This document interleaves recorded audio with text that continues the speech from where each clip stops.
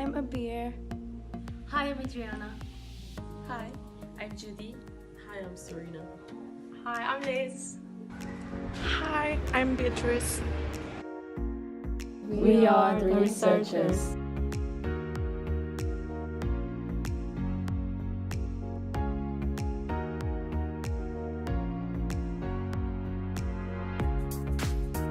Ethnography is a form of research, a tool to study the world in its most natural state.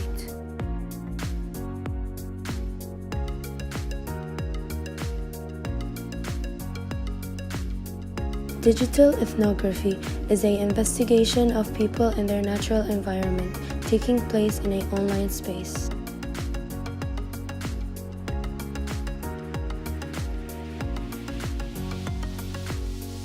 I think digital ethnography has a big influence when I observe a group of people, because many people use digital media to communicate with others or make a community. I can see their life and relationship clearly. In my case, I usually talk to family using a Korean messenger and sometimes do a video phone call to see their face. Also, I keep in touch with friends using Instagram to say hi and share daily life. In online community, For me, digital media influences me in a very positive way because I moved to UK 2 months ago, and that means I left my family in Portugal, and I have to keep in touch with them in some way. So with digital media it gets easier because I can FaceTime them, I can always check their social media, and I can see what they're up to. It's much easier than just to call or just to hear their voices, because this way we can actually know what they're doing, even share moments. It's so much special because I feel like I'm more aware of what they're doing or what they're going through, and that's a big part of why I think digital media is so essential to keep in touch with people.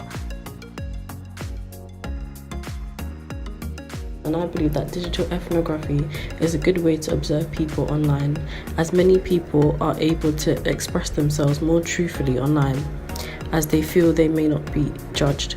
Digital media, such as mobile phones, has affected my relationships in a positive way due to being able to communicate with my friends, as I have moved to university and all of my friends have gone to separate universities around the country. Being able to text, message and call my friends anytime I want and anywhere I want has enabled us to keep a strong bond, as I am able to share all my special moments with them. For example, when we all moved in, we were able to FaceTime each other and show each other our rooms as well as our flatmates. I think digital ethnography is a good way of understanding the world. It's a way to transmit the news online in a fast and worldwide way. I'm from Portugal, and as I'm here in UK, I still know what's going on in my country. I can still meet with my friends from France, from Spain, from Portugal, and from Brazil, thanks to Twitter, Snapchat, Facebook, Skype. Digital ethnography affects relationships in both a positive and negative way. It affects relationships in a positive way because you can stay in contact with people that are really far away. I know that I don't live that far away compared to a lot of people on our courses, but I go to the University of Coventry and my family and my parents are about a 3-hour drive away, and so it's not easy for me to just get on a train and go see them. So that's why FaceTime and other digital platforms are really good ways to keep in contact and really can benefit a relationship. There are some very negative parts of digital ethnography. My main point is that people online can often pretend to be other people, which can affect relationships massively, because things like catfishing, people can fall for people like that online and then they might not actually be that person in real life. Ethnography is both positive and negative. It's positive because it is subjective to an understanding. It is research from directly sources, field noted. Therefore, meaning it is more about seeing the unseen. Additionally, it can be received or found immediately. However, there are some very big negatives. It is very heavily dependent on the researcher and their perspectives. Observations are received immediately, but that is all that is gained.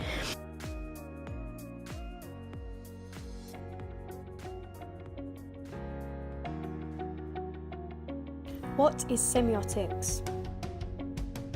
Study of science, meaning, and relation to culture. It is usually used in cultural products. Signs are not real, but depend on interpretation. There are two types of meaning, detonation and connotation.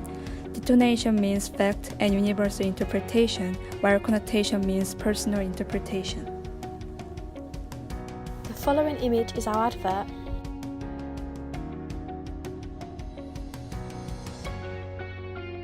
This creation started by us all sitting down and mind mapping an idea. What's our first idea? We want to do unisex clothing, don't we? Yeah, unisex clothing.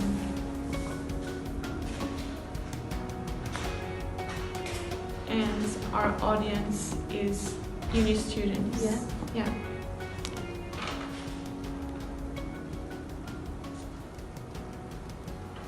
What kind of models do we want? Like, do we want like the demanding or demanding? Yeah. Yeah, demanding.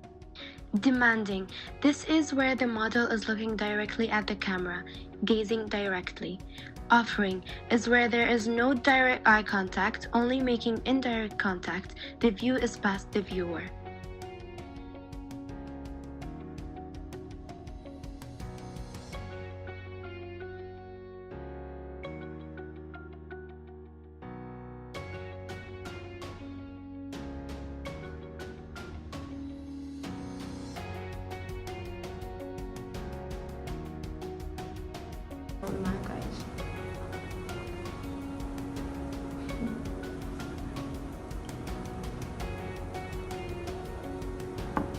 Anything else? It should be the tagline. Oh yeah, the tagline. What's the name of the one? Yeah, I don't think we need a name of a brand. Or do you want to make a name brand just for like sake of helping us, or I don't think we need Something a unique. yeah, something unique. something You know, unique. Yeah, we can work on it. Yeah. What's the advert actually going to be like? Oh yeah, it's about No, like what pictures do we want to use? oh yeah, do we want like both male and female? Exactly, yeah. Unisex, uni students, demanding model, avoid the male gaze, tagline, highly uni-related, both male and female. It gives you, what would you say? Personality. So it's got personality? Yeah, personality. Yeah. We should write something there. Yeah. What we should have like She told us that we need a yeah. thing. Yeah, like I was thinking like tagline. like because it's unisex clothing, it could be like unisex, uni students, something like uni related. Yeah. So what we're thinking, you can have your own personality through clothing kind of thing. Maybe you can put like the shirt that gives you personality. Something like that.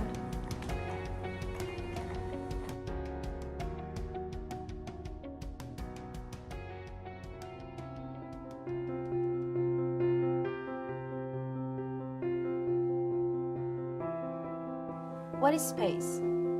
Space is a defined area with a delimited location where things occur. It's denotation. On the other side, there's place that is a people perspective of space, about their personal value and how they feel about it.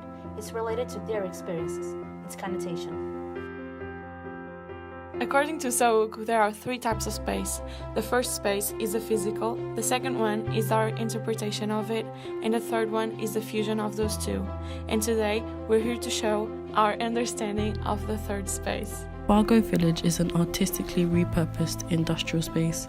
It was designed for creative and independent businesses, as well as like-minded visitors. It used to be an industrial factory, as well as warehouses. Located on Far Gosford Street, it has recently been regenerated for the area of the Midlands with a rich and cultural heritage. Coventry have been the winners of the City of Culture 2021, and this is a perfect place to find different types of culture and different kind of elements to each culture.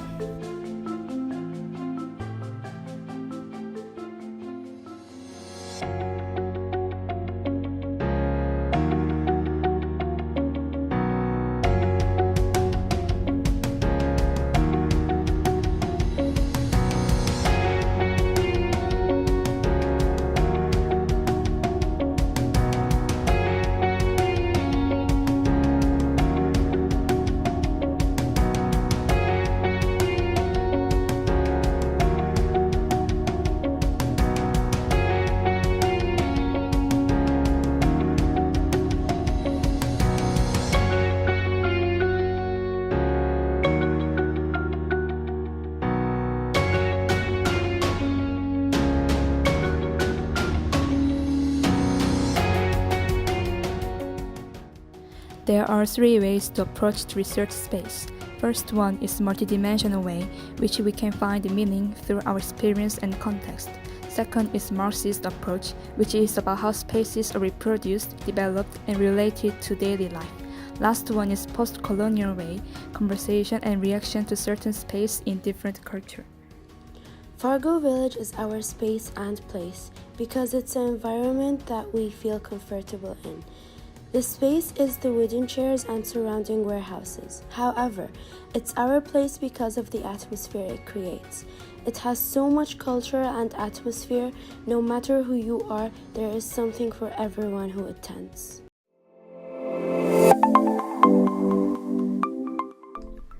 Researching sensory or sensory analysis is the way in which one or all of the 5 senses are used to effects or give an understanding about a specific subject or thing.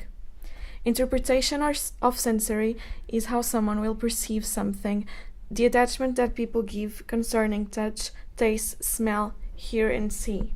There are 5 types of primary senses: see, taste, smell, touch, and hear. Sense has been shaped by our culture and upbringing. For example, as we all come from different backgrounds, meaning we all enjoy different types of food and culture. The smells that emit from each dish bring us back to our childhood. It can also affect how we interact with people, as certain behaviours in relation to our senses may make us more open to speak or to potentially find friends and make us rethink whether we want to continue as friends with a certain person.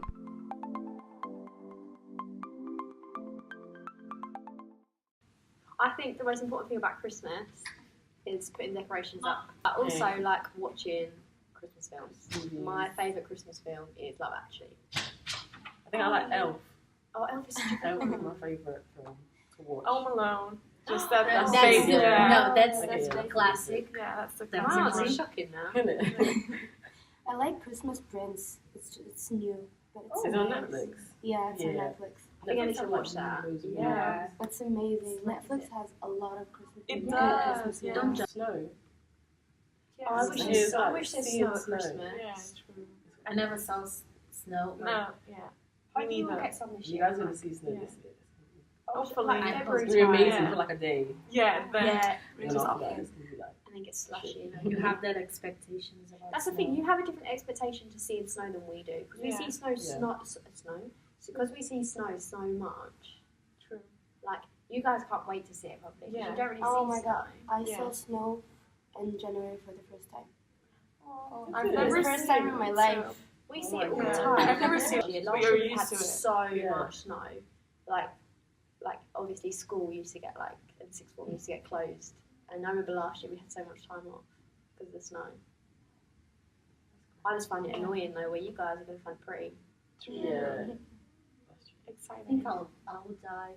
It's cold. The coldness, the crisp air, seeing Yeah. the snow, seeing the Christmas trees. Christmas lights. Oh, yeah. It's cute. Yeah. Dolls. I think it's nice going into shops as well, like especially when you're not a kid anymore, but like seeing like what you say, Yeah. like All when the I see toys, sales, the vibe. oh yeah, sales, Christmas sales. I think you underestimate what you see. I don't think Yeah. Christmas sales is not things. I can feel it actually. Feel that feeling in my pocket. I think there's a lot of things over Christmas that we don't take into consideration Yeah. that we look at and see. Because we don't really think about it. We're so used to having Christmas. Yeah, We've yeah. had it for what, like 19 years of my life I've had Exactly. Christmas. I think we take it for granted what we see and what we have.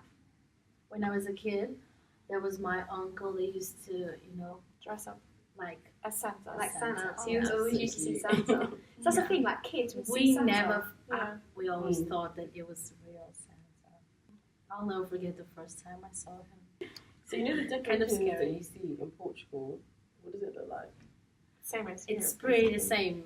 Yeah, just lights. Trees. Just like without snow. Sometimes Without there are snow. some. Yeah, without. There's something that you can put in a tree that's fake snow. Yeah, my mom okay. sometimes put it. Sometimes there are some trees that have like candies. Yet Klassen 1991 stage our understandings, our likes and dislikes conditioned by culture.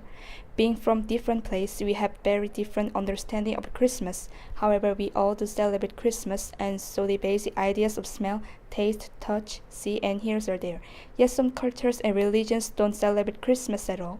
Therefore, they wouldn't have an understanding on the types of items related to Christmas. Sarah Pink, 2009, refers to sensory as being semiotic research, meaning the psychological connections we make are based on how we interpret them, the meaningful connections we perceive. Additionally, based on David Howe's 1991 approach on how different cultural contexts, she discussed the idea that different cultures have hierarchical orders of senses. Sensory ethnography is based around the understanding that human meaning isn't only about how we communicate or express with each other through language, but also through senses like touch, smells, and tastes. Multisensory is the way in which we teach or are taught to engage in more than one sense around an object, and multisensoriality is interconnected sense. If someone had no understanding of Christmas, the best way to describe it to them within the 5 sensory categories would be touch, touching a Christmas tree, taste, tasting Christmas food, smell, smelling candles, see, seeing Christmas decorations, and hearing Christmas songs. By filming this, we're able to find out how each of us celebrate Christmas and how our senses have deeply impact on how we interpret Christmas. It has allowed us to understand that senses play a big part in how we react to our daily lives. On the 2nd of November, we took the Ellen Terry building to ask random strangers about the highly sensitive subject of the Me Too movement. The Me Too movement is a movement against sexual harassment and sexual assault. An interview is asking pre-written questions to an individual. We decided to speak to both male and female interviewees because we thought it would have more diversity when answering the questions. The questions we chose to ask our interviewees were: do you know about the #MeToo movement? What is your opinion on the movement? And does the Me Too movement have an effect on you? We used these questions because we believe they could get more detailed answers. Hi, what's your name? My name's Louise. How old are you? I'm 20 years old. So, do you know about the Me Too movement? Yeah, I've seen a lot about it in like the news and on telly and stuff, and especially on social media. I've seen quite a lot about it, but yeah, so I know about it. So, what's your opinion on that? I think it's like a good movement that has been brought to everyone's attention. I think the hashtag's like a really good idea because it's made it accessible for the younger generation, so it's got us in the conversation as well. So yeah. And do you think that does it affect you in any way? Personally, no, but if something were to happen to me, I guess because I've seen it all over social media and the news and stuff, I think it would make it easier for me to address the situation because it's an open conversation now rather than like something that everyone's embarrassed about and confused about. So I guess that would make it easier for somebody to speak about, but personally, no. Thank you. No worries, thank you. Yeah. So, what's your name? My name is Charles. How old are you? 20. So we're going to talk about the Me Too movement. Do you know what it is? I do. And what's your opinion about it? It's been a long time coming. We've heard stories about how the industry treats women for a long time, but now because of social media and a few more influential female voices, you have women coming out and exposing powerful men or anybody in position of power of what they're really doing. Yeah, and does it affect you in any way? It doesn't affect me, but it's a good learning lesson for anybody who thinks they can get away with anything, and it just shows that women are tired of this. Yeah. Thank you. All right, thank you. Hi, what's your name? Hi, I'm Aga. How old are you? I'm 20. So, do you know about the Me Too movement? I know a little bit about it, so I know like the general gist that it kind of started with like a hashtag of many like kind of celebrities and stuff coming out about being abused and stuff like that. And then more people started coming out and kind of like became a thing. And how do you feel about it? Honestly, like I think like it's good. I think it's good that like you can come out now and say that like you've been abused and stuff, and that like you're not the only one. So it's like a community. So I feel like it's kind of good. And do you think that does it affect you in any way personally? I mean, I feel like it affects everyone. Like I feel like it affects like females and stuff like that. Mostly because like it's our gender. Hi. Hi. What's your name? Lily. How old are you? 18. So, do you know about the Me Too movement? I know like a bit about it. I know it's like about people coming forward about saying they've been like sexually assaulted, and like it was a hashtag and it gave me an event for more people to come out and say about their experiences. But like, don't know a lot behind it. Yeah, in depth. Yeah. So, how do you feel about the movement? I feel like it's a good thing that people are like coming out and like it's sort of like support network for people. So yeah. And you think that does it affect you in any way personally? I mean, I feel like it affects like all females, but not me personally, but like it would affect everyone to some extent. Well,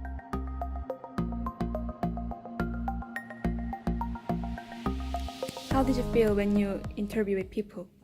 So I felt like, for me, that it felt like people cared about the movement. So I really felt good interviewing because it's not only knowing about the movement and understand it better, it's like hearing people's opinion and how they feel about it and what would they do in their position. And it was good because, like you said, they care, and it's good to know that like boys and girls, they both care. Yeah. We found that both male and female have very similar opinions about the Me Too movement, which is highly important because although it is mainly aimed at female, males understand the importance of the issue. We decided to do a structured interview because it gave us time to prepare and made the results more fair, and that we wouldn't get conflicting answers from both parties because we asked them both the same questions. The questions linked to one another, so the interview flowed more naturally. To make the interviewee more comfortable, we decided to follow Burke's idea on whether it is their turf, neutral ground, or your turf, the space is comfortable for the interviewee. We followed this by filming and recording our interviewees in the media building. As they are media students, we felt that this is where they would be more comfortable. I was the observer, so I found that the interviews we conducted with emotion, following Irigare's careless idea, that the interviewer needed to be caring due to this sensitive subject.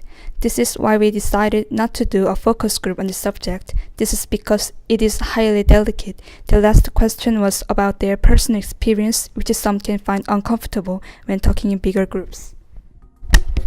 In reflection to have a more diverse range of answers, we should ask more questions on different aspects of the Me Too movement. Although our participants gave high quality in-depth questions, for more diversity in opinions, we need to ask for more people. Both male and female candidates say they both have seen the Me Too movement on social media, but it doesn't affect them directly. Whereas, next time we could have a positive account from a survivor on their fight against sexual harassment and abuse.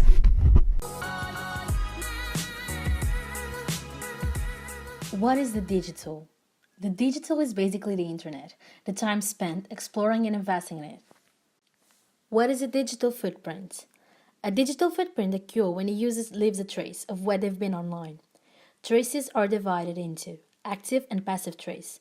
Active trace is when users are aware of, such as Facebook profile, blog posts, while passive trace is when users are not aware of, like cookies and GPS.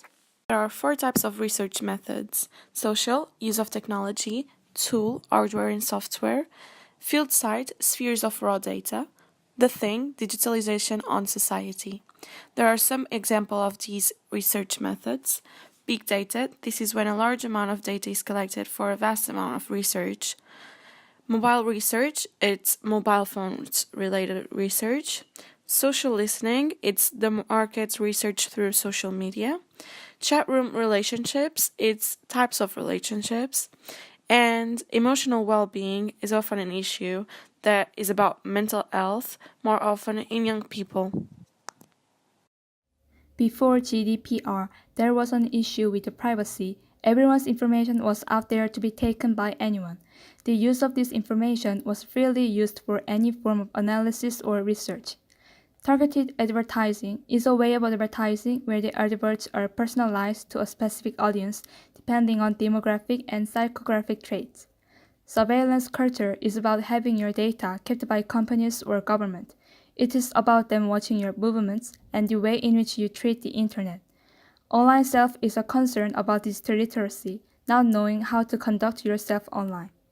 A major issue is the digital divide. This is when people, often outside of the UK, have no access to any form of digital. Additionally, there is a rapid development within the digital world, meaning research can often be outdated. Another issue is to do with ethics. It's not always easy to get consent from a large number of participants, therefore it isn't ethical to use the data provided. And finally, capturing, sorting and quantifying research is time-consuming and lengthy. By the point of completion, time will have run out and the research may not be valid anymore. We use the digital for social media. The social media platforms we use are Facebook, Instagram, Twitter, Snapchat and WhatsApp.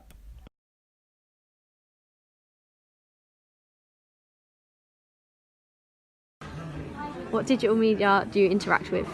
Well, usually I go on Snapchat mostly because it's the easiest thing and like my friends all use Snapchat. Instagram, Snapchat, WhatsApp, Twitter, I think it's all. I use Facebook, Instagram, Snapchat, WhatsApp. I think that's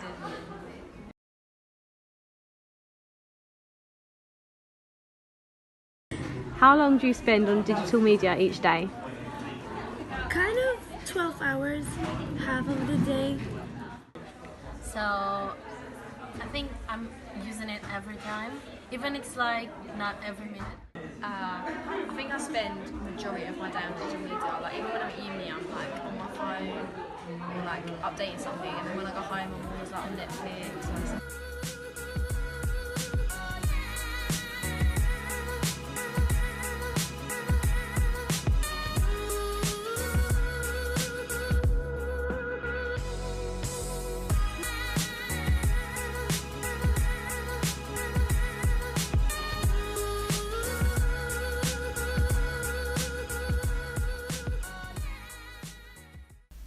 There are some positives about using the digital. For example, it is quick and cheap, and a vast amount of data can be consumed at one time. It also has the option to be used abroad or at home for data usage and for collaboration purposes. The negatives are that data isn't always completed, and this can be seen from our interviews. Often people don't always tell the truth in surveys. They can be verified or correctly accountable. Consider digital literacy. People can often not understand that the internet has fake news and can influence the data provided. If asking for a vast amount of data, it's hard to be completely accurate because of digital access. According to David Karpf, the internet has dramatically changed through the past decade. This is a fact that backs up our argument that digital changes every day. It's hard for the research to be accurate. The idea of digital ethnography needs to be considered, or more specifically, virtual ethnography. According to Pink and Postville, it allowed us collaborative, participating, open and public work practices. It means that work can be done more effectively and on a quicker scale, subsequently affecting results, making them more reliable and usable.